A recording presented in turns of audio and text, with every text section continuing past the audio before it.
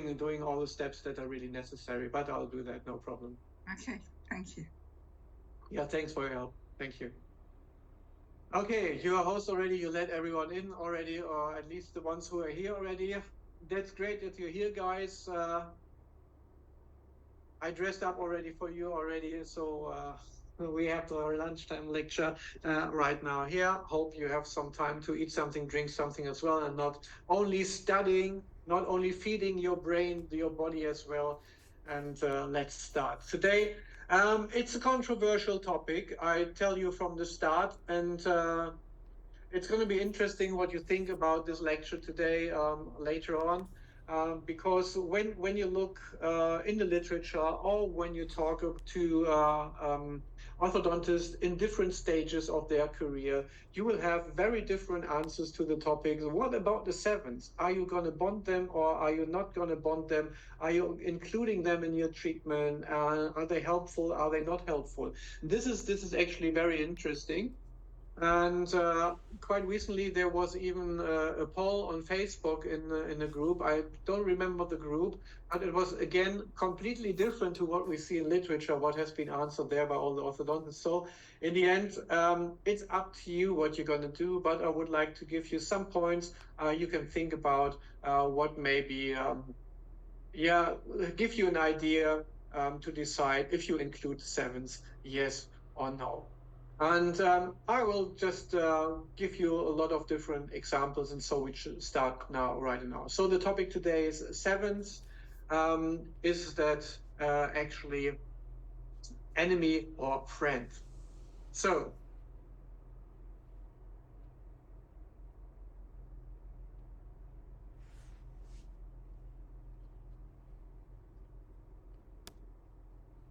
and let's start right away.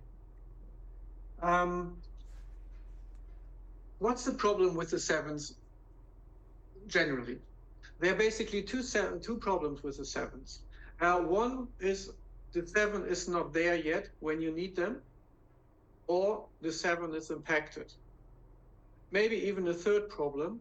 The third problem may be that you can't get your brackets, make them stay on the seven because you have a lot of failures there. So these are basically the problems that we see. Number one, seven unerupted. Number two, seven impacted. Number three, seven bracket failure.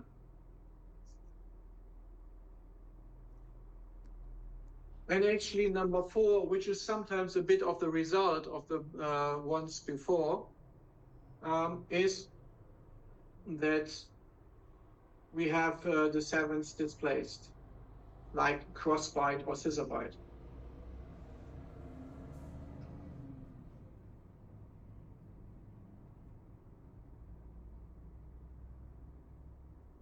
And actually, this is something that's really bad when this happens, especially when this happens in the end of the treatment. And I can tell you like a little story about what we experienced in my clinic. It was about 3 years ago it started. We had a new dentist, and the dentist was paid by the cases he started, which turned out to be a big mistake. Because this dentist tended to start loads of cases, which is actually good, you think, because when you have loads of cases started, obviously money coming in, you treat a lot of patients are hopefully happy, telling other patients, more patients coming in, so it's great. So the problem was that he was putting on fixed braces as soon as he could on these patients. What was the reason? Sometimes there are some baby teeth left, so we had to work around it, which made the treatment longer. And in very many of these cases, the sevens were still unerupted when he started with the fixed braces. So far, so good. There's no problem. You can align everything super from 6 to 6 and bring it in class 1, center lines correct, everything's perfect. But the trouble is when then sometimes later erupt the sevens, like in the finishing stages. You just think, oh, maybe I do a little bit aesthetic wire bending or something here, or you are even already in retention already, and then the sevens are erupting. They tend to become your enemy, and they tend to erupt just somewhere.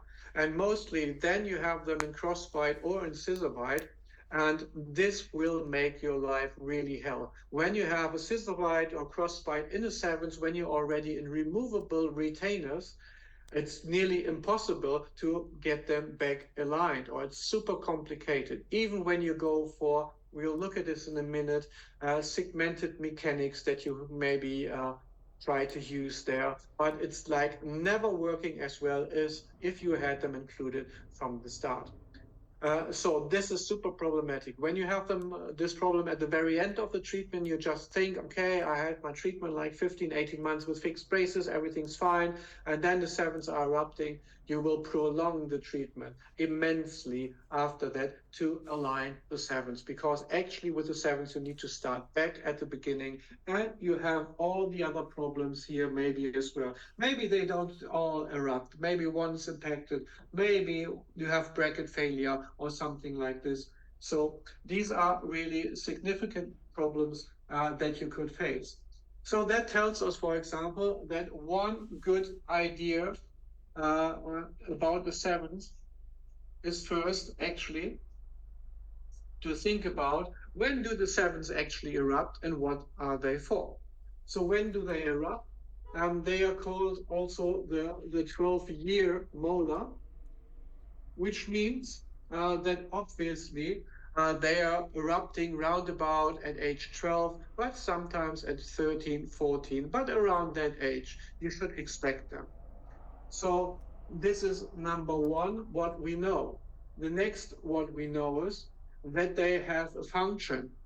You may remember the toolbox vertical when we are talking about the physiological bite opening stages. And what were these stages? We had the baby 5, baby molar. We had the first molar, and we have the second molar, which is helpful for naturally opening the bite or establishing the correct vertical of our patients. So this is the third stage of it. So again, it does make sense to wait for the sevens to come through, to have an idea where we are actually vertically before we do the complete alignment with fixed braces. So what are they for?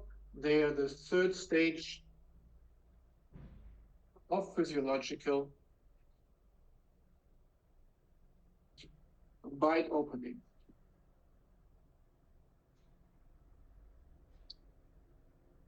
So what does it mean?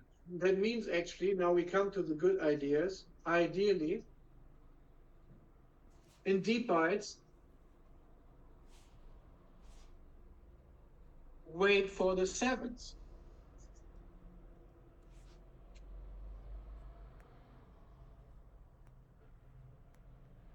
The next thing is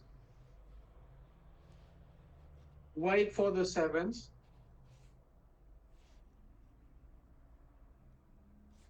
before you bond up.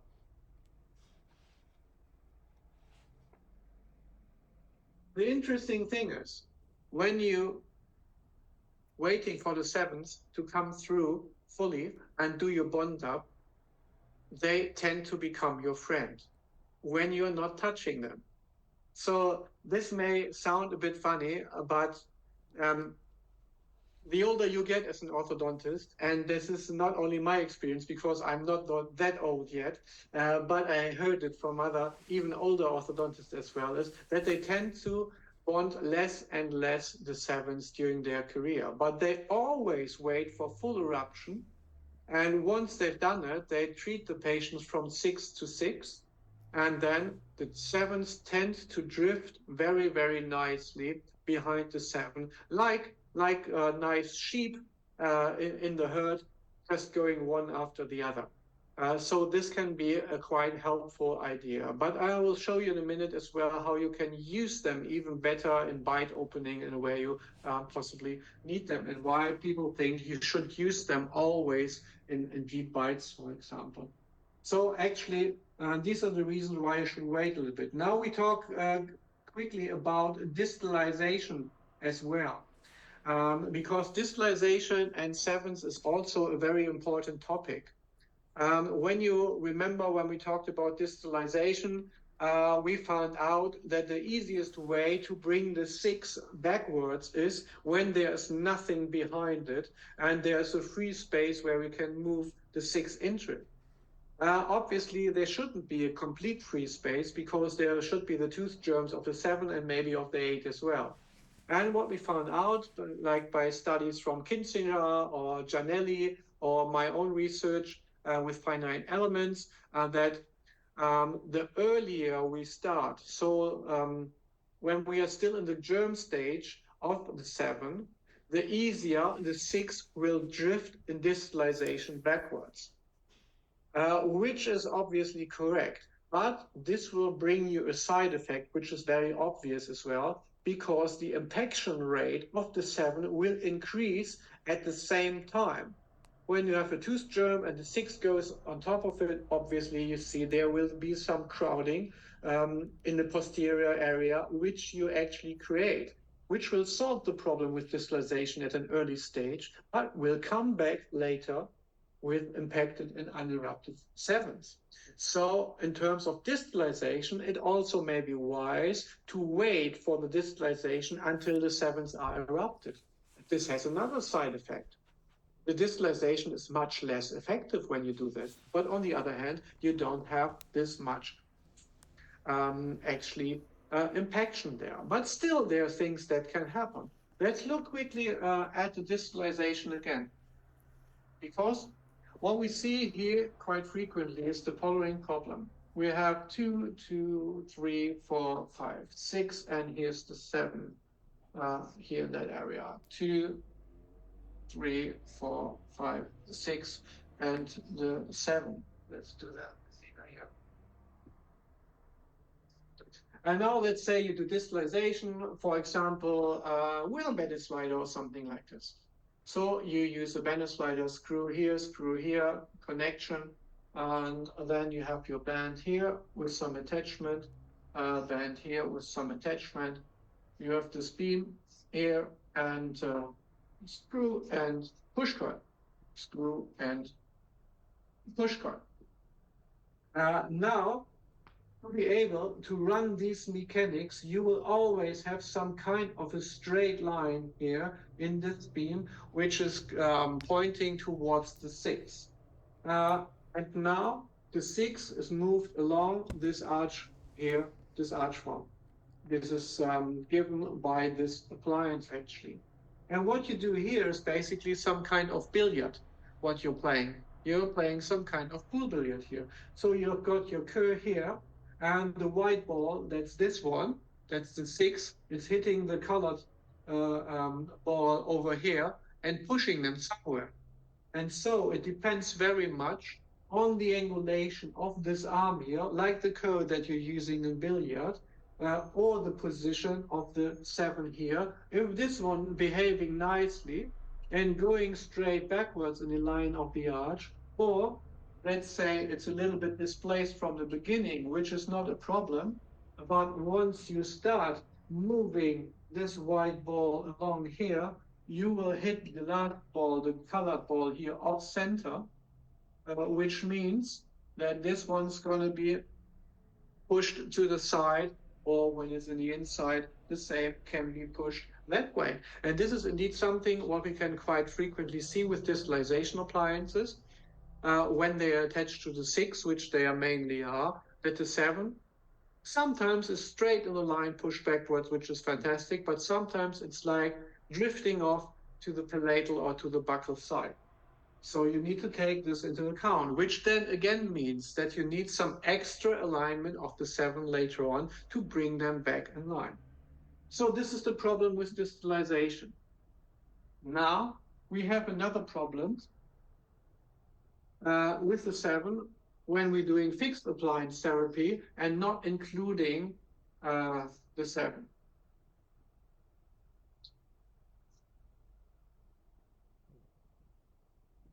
So 3, 4, 5, 6, and here's the 7. Now we do our fixed braces from 6 to 6 and work like this. So what do we mainly do? Most orthodontists use straight wire technique. Most orthodontists use just one wire size, like a medium ovoid type or something European style, or you know all these names of the wire types and shapes that we have. Most use just one type for all the cases, which on average works well, because an average wire for average people will deliver average results. That's what we actually want. But we have our nice curve here, so we have some certain cases which are wider or which are more narrow than the others, and then we will have a problem with our standard wire. So what can happen easily? For example, we have a little bit wider wire, or even we want to create space here, expand a little bit because we have some crowding. What will happen? We will make the wire a little bit wider. And every tooth will behave like this, which is actually fine, except that we have the 7 here, which is not in line anymore and will produce a problem here at the back. The same can happen for the lower as well. So in that case, there would have been 2 solutions actually to solve this problem. Number 1 could have been bonding the 7s. Number 2 could have been not overextending the arch, keeping the natural arch shape of the patient by wire bending and maintaining the original form to make sure that the 7s, even untouched, will still be in place.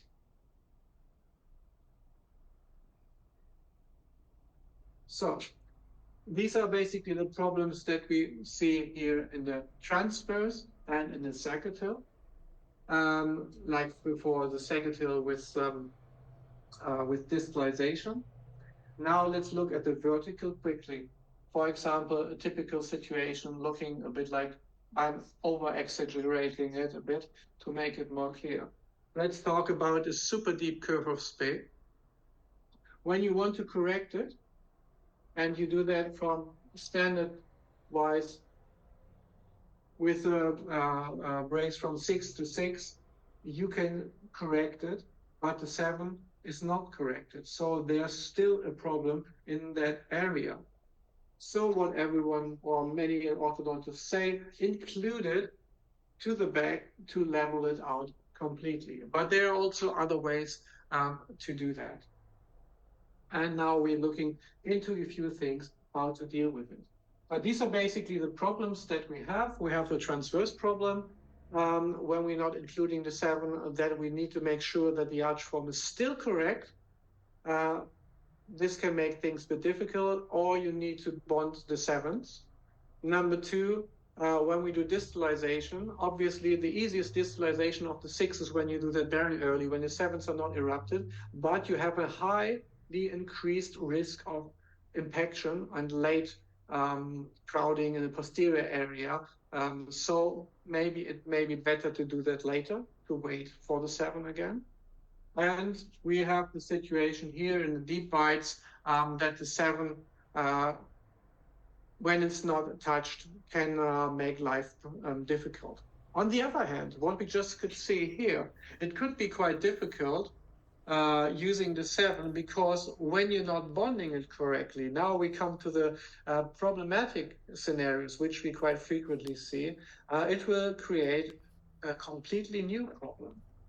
So let's look at the following situation. We look from the side. We have 6, 5, 4, 3, 1. And here we have 6, yeah, same basically. And the class 1. All looks fine.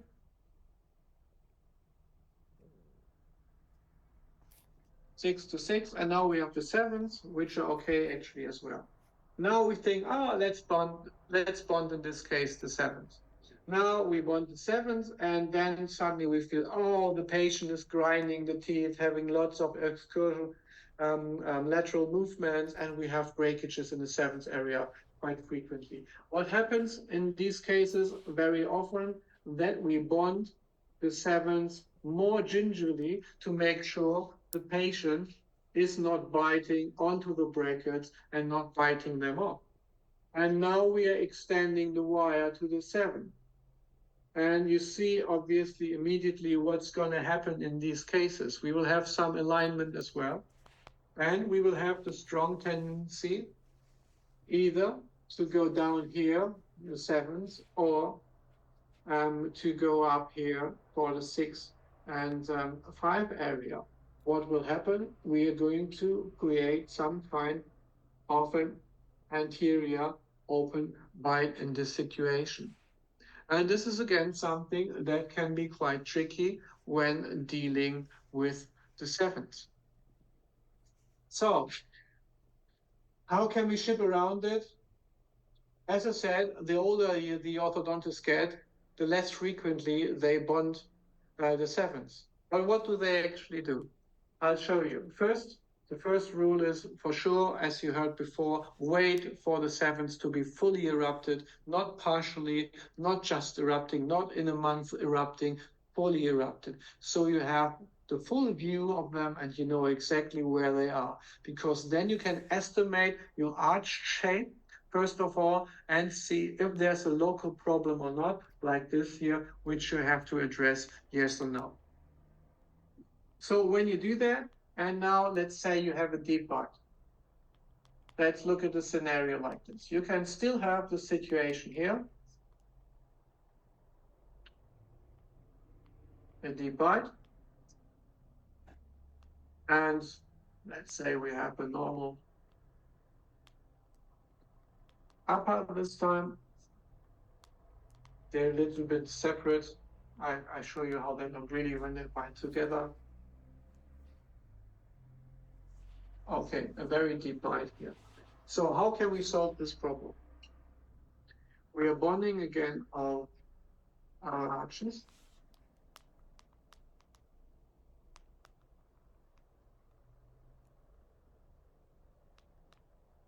And now we're using bite blocks. There are basically two ways how you can use bite blocks very efficiently in a deep bite. And this works only when you're not using bonded 7s. What you can do is, number one, you put the bite block on the 7s.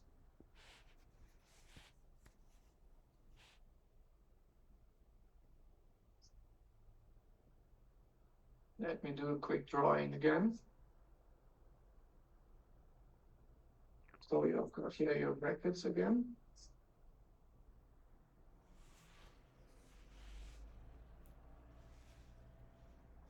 The bite block on the 7s to create some vertical space here. And then you run some vertical elastics at the molars. You could use them like purely vertical from 6 to 6, or you could do, if you need, class 2 in a triangle, or class 3 in a triangle, but with a strong vertical component here at the end. That will help bringing the teeth here together, obviously, while having the bite block on the molar as some kind of hypomodulon. What will happen next? Next, it will look like this. When you remove the bite blocks, it will be like this.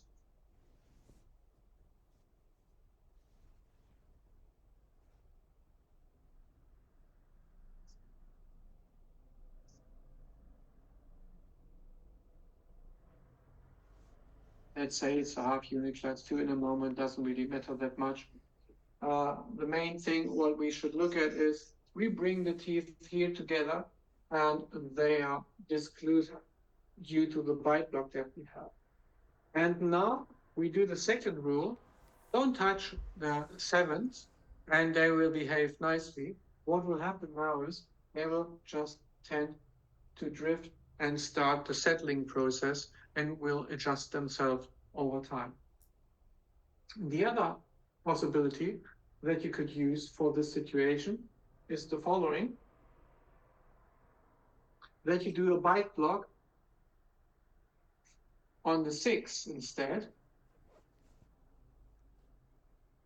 So same situation.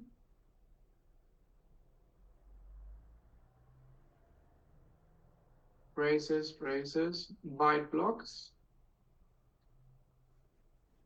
here in that area. And now you let them to settle freely from the beginning. Now you will probably argue, yeah, okay, maybe that this works. But at the same time, Martin, you will have some kind of intrusion here, won't you? Yes, this is correct. There will be a little bit of intrusion at the same time, but you can make your bite block higher and higher and higher to allow them to drift downwards. And this is again, the extrusion will go faster than the intrusion movement of the molars. So that will be a little bit easier and speedier than actually this type of movement here, the unwanted intrusion. So don't be too scared about that. This does work indeed. So this is something how you could incorporate the 7 quite easily in these cases. And you may remember that same scenario from the toolbox vertical that we discussed earlier in the lunchtime lecture as well. So this is something that you can do, but you still could say, all right, this is very uncontrolled on one side, yeah, and here I need the compliance of the patient. What if the patient is not joining us? Okay, if the patient is not helping us with the treatment, we still need to do the same thing in a way that we bond the 7s in the end. So that's the third rule actually. When the 7s are fully erupted, that's rule number 1, don't bond them, let them drift freely and they are your friend. Number 2, when they are not behaving or when they are really malpositioned, you need to bond them immediately. Don't wait for them. So when they're definitely not following, or when they are from the start in an incorrect position, like scissor bite, cross bite, or anything like that, include them immediately in your treatment plan. Okay?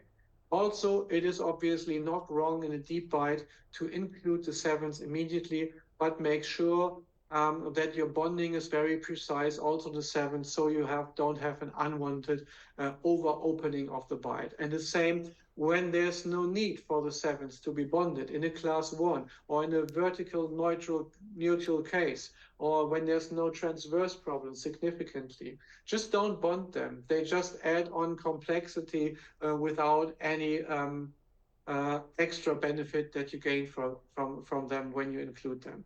So it's a bit tricky to make your decisions in the end if you want to include them, yes or no. But I hope these few guidelines help you a little bit. Don't touch them when they're correct. Touch them immediately and align them when they are not correct. Now, what can we do when they are not aligned? And what we see is that they are quite frequently, number 1, that is impacted.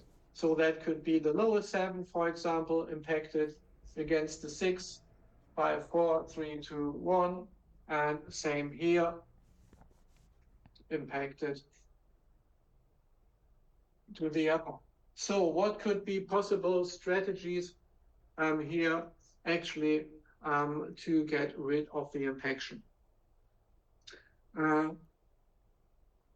Number 1, check where's the 8. Here's your wisdom tooth. When there's very short ramus or very short palatal segment here in that area, it's quite easy that you have a lot of crowding going on here, especially when some kind of displacement has been done before. So if there's still an 8 as well, it's quite frequently a good idea to remove the 8s early, but only in case of impaction of the 7 actually. So I'm not really tending to the scenario that I always remove the aids quite frequently. I don't. I follow strictly the guidelines. There, it's another topic for another day. So most of the time they are removed too frequently, but in these cases, I can really advise this because that will give some space and we have the chance of a little bit of uprighting and maybe eruption. So let's say we've done that, but they're still not erupting. Now the next thing is, are we going to do exposure, yes or no? And when we're going to do an exposure, how are we going to do an exposure? Number one tip I would give you is, according to Cockage as well, you do an open exposure. So no flaps or anything like that. Make a wide open exposure. Just remove all the gum there, the gingiva, to let it come through with electrotome or laser or whatever you prefer in that area. And actually, in the first place, I wouldn't go for any attachment on these teeth. This is again a little bit controversial because quite frequently it's advised to have like a chain, gold chain or something on a 7 as well here in these areas. But the problem, what I see in real life is quite frequently when you have a gold chain here, you put it on the tooth and here's the gold chain. How on earth are you going to activate it? And especially when the patient is chewing, there's very little vertical room in that area, which allows you to use loop mechanics or really difficult wire bending in that area. So what can we actually do to do that?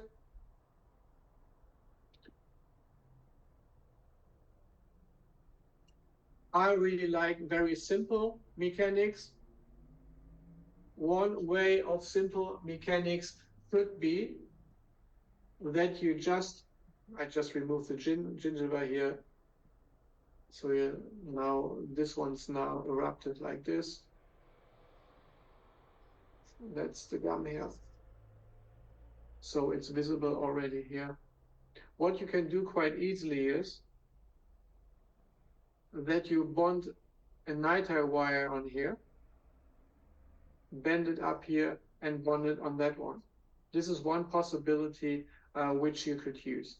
It's a bit creative, but this is something you can do. You can bond it on here. There's another possibility which is also very creative. We come to the standard ones in a minute, but I would like to begin with the creative ones. Is a method called, by Oliver Liebel, a German orthodontist. He does it the following way. He sticks a nitrile wire in here as far down as he possibly can between the contact points, and then he bends that part over and bonds it to the 7, so that this wire wants to push the 7 up in that direction. To be honest, I tried it myself. I couldn't make the tooth move really well, but maybe I did it wrong. But this is something Oliver Liebel shows quite frequently. I adjusted this method a little bit, which worked better for me. What I did is quite hard to draw right now. We need to look now from the back towards the 6 first. Yeah, just imagine you're looking from here towards the 6. So we have the 6 here. Watch from the back. And instead of that, I put the wire like a stick down here. I put the wire down like this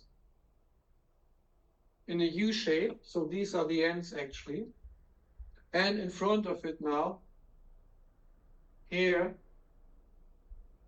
is the impacted 7. So this U-type wire goes in between here the same way as you could see before.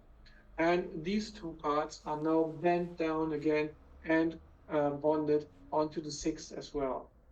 This works indeed a little bit better because you get a little bit better grip on the 7 here. So these are the creative methods, first of all. We can use even more creative methods. And maybe some other methods as well, which are more standard. But the question is if they really work. So the easiest way, obviously, to address this problem would be the following: that we bond a bracket on here somewhere and then align them. Interestingly, the more they are impacted, the less it's working, because we have a lot of friction here in that area where the contact points are, and it's very hard to bring it straight down. So we actually need to push it back first. Okay, then some orthodontists say, no worries, we push it back as well. We put the wire in here like this. And what we do next is we put a push coil in here to push it backwards. From a theoretical point of view, that's fine, and it works sometimes quite well as well. But to be honest, you will find out this can be super fiddly to fit in a fitting pouch, the push coil here, which is actually moving the 7 backwards. And the main problem even is that you usually have on the 6 and the 7 a tube or something like this, or a non-convertible bracket. So actually, it's not like here tied in a normal bracket with a ligature or something. You have to push it through the tube, put on the push coil here, and push it through, put it in here, and pull it through. So this is actually super complicated, and to do that manually in a patient at the very end, where you can't see properly and where you can't put your hand properly because there's just no space. So this can be actually quite difficult. So if you want to do this technique, then I recommend use a self-ligating bracket here for the 6. They're available from various companies like GC or American Orthodontics. So you can put it in here with the push coil, and then you just put the clip down, and it's much easier to put it in here. Or the other thing that you could do, it's basically the same, a little bit more complicated than the SL bracket here. You put in either an SL bracket here or like a premolar bracket on the 7, just to use a normal ligature and something, put it on there. If you want to use this and you can't glue it on here, something creative like this, also you can be even more creative. When you say, maybe I want to place a bracket here on the 7 and there's not enough room, please think out of the box. Not every 7 needs a 7 bracket. If you have a very mal-positioned 7, you just need anything, whatever sticks on the 7 and what you can move to get the teeth moved. So what I do quite frequently as well, in these cases, that I do a lower insider bracket, I put it on the 7, because that's the smallest bracket that I have. And there's always a little bit of space left on the 7 to put some of these brackets on there. So let's go through a few more interesting methods that you could possibly use. So you can see this method here with a push coil. Obviously, I don't know how much wire bending you're doing at university.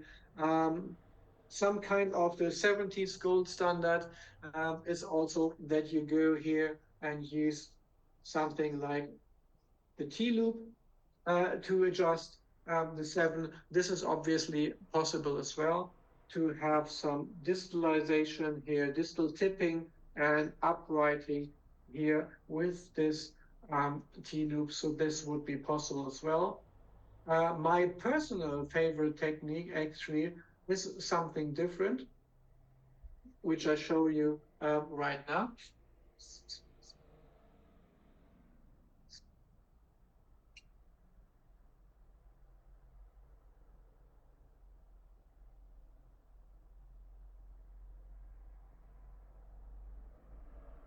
So I've got my main wire here. I put somewhere here a bracket on that one, like a lower insider or something that sticks on there. I have my main wire here, and you heard already that I sometimes use some kind of double wire technique, and exactly that's what I'm doing here as well. I have, like, say, 1725 stainless steel here, and I put a small nitrile on top, let's say 018 nitrile on top, go around and stick it in the 7 from the back side with this curvature here. What is it the wire wants to do? It wants to go straight again and move somewhere in that direction. So this is also something that you can do here as an extra movement. Now let's look at transverse problems that you could possibly have. And when you remember the story from the dentist in my team who produced all these problems, most of them were then scissor bites and cross bites that were actually occurring in these cases. So, for example, something like this. And we had our main wires here, because the main treatment actually was done 6 to 6, as I said. And now they were pushed outside, for example, like a billiard ball. And that's obviously nothing what we wanted. So how can we bring them in quite easily? Again, with some kind of double wire technique here. And I use here some kind of mushroom shaped wire, which is something like this. What we want to do, we want to push them together here.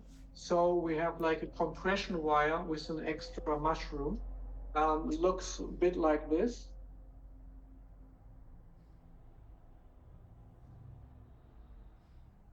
So you can see here's a step in for the sevens and very narrow wire here. So actually what we do here is put a bracket on that one as well. Now we're not talking about impacted sevens. They're fully erupted, but in scissor bite, for example. And now this wire goes in here.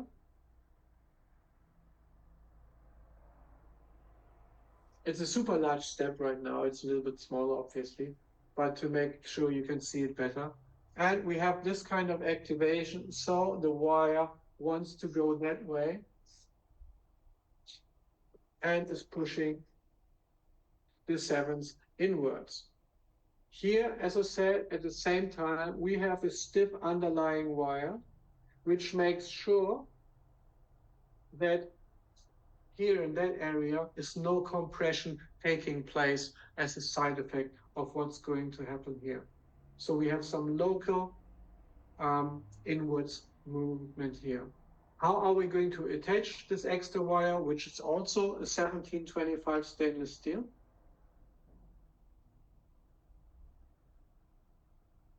The black also.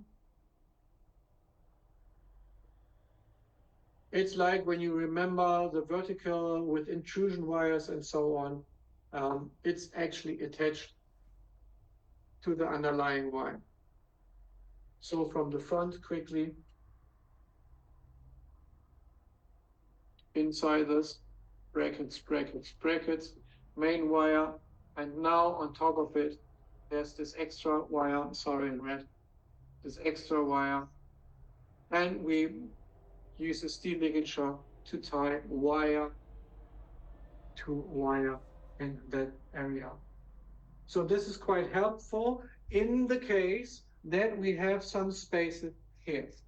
If there's no space, that's the biggest problem that we have. You can move them just in, for example, when it's positioned like this. Obviously, you can't push it in because the 7 is in, the 6 is in the way. In that case, you need to go with a normal standard wire, align it first, push it backwards, or use a T-loop like seen before. Push it backwards first, and then bring it back in here. The same you can do actually when something equal you can do when they are lately displaced. But I show you what I actually like to do. So 6, 5, I'm lazy just drawing 6 and 5. So this is your wire. The 7 is now here somewhere. In that case, the easiest way actually is to use a TPA on the 7s. This is again something sometimes, oh, the TPA, yeah, we can use them only on the 6. No, you can use the TPA everywhere where you can put it to the teeth. So for sure, you can use it on the 7s. Or if it's just one 7, maybe it's the problem. That can be even better in that situation. It's maybe even overlapping here a little bit like this. So why don't you do a TPA from here to here? having a diagonal movement completely in the correct position, having here on that side a large anchorage unit and working against one tooth only. So become creative, but also now time is running again. What you can see quite easily right now again. There's some interesting techniques to get a 7 back in place when there's a problem with the 7. But this is exactly another problem, that you will need some kind of interesting creative techniques to bring the 7 back in place once it's displaced. So this brings you in the end back to the rule. Yeah, you can do a lot of things, but the easiest way is either correct them immediately when the 7s are in a wrong position. Don't wait till the end and do some complicated movements like here. Just bond them when they're in a crossbite or when they're in a scissor bite or when they're impacted. Do the exposure immediately to let them come through immediately. So once they're wrong, start immediately with action. If they are correct, just ignore them. Just leave them out. Watch them carefully if they're really nice and following the other teeth, but don't touch them, because then you can produce these extra problems like with distalization or with bite opening and these things, what we see quite frequently when we touch them. And the most important rule actually is wait for them to come through before you do your bond up.